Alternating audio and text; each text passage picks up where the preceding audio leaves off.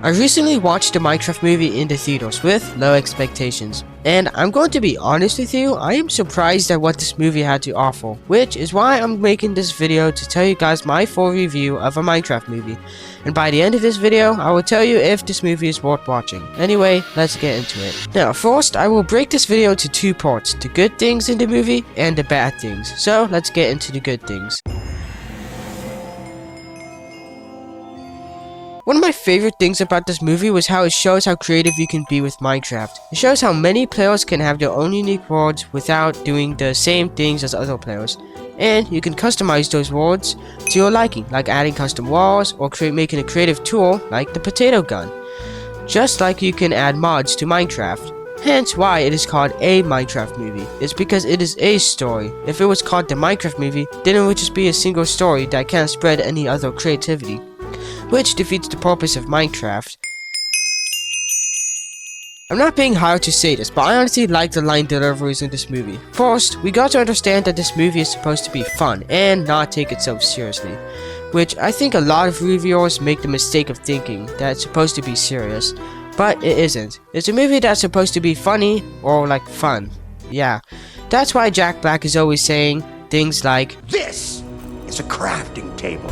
Flint and steel. Chicken jockey." He says it in a weird way, which makes it fun, which is what the Minecraft movie is based on. If this movie was taken seriously, then those lines would just be very bad and unfunny. I just really like how this movie doesn't take itself seriously, which is a added bonus. In the first trailer, the CGI was really bad, like look at this sheep. Like Sonic on drugs. Okay, that was very unfunny, I'm sorry for saying that. Anyway, I thought the CGI was incredible after they fixed it. Could they have done better? Yes, they could have done better, but for a Minecraft live action, this actually looks good. I love how Warner Brothers paid attention to the community by adding in some cameos of Dan TDM and Mumbo Jumbo, and I also really like the Technoblade reference, which I think made the movie more fun to watch. Finally, we have some of the jokes, and for some Minecraft movie haters, yes, there are some cringe jokes, but most of the jokes in this movie are actually pretty funny. And Jason Momoa carried the movie and its jokes, which I think just makes this movie better, so yeah. Don't worry, for all you Minecraft movie haters, there are some bad parts to this film that I've noticed, so let's start with the length. For an hour and 40 minutes, there wasn't much big opportunity to explore the world of Minecraft, which is kind of a waste, just focusing on the plot to stop the piglins, which, speaking of which... Now the plot isn't terrible, but it is kind of bland. By watching the trailers, you can predict everything that is going to happen in the movie, and get it right, which is kind of a shame, and ruins the curiosity of the film.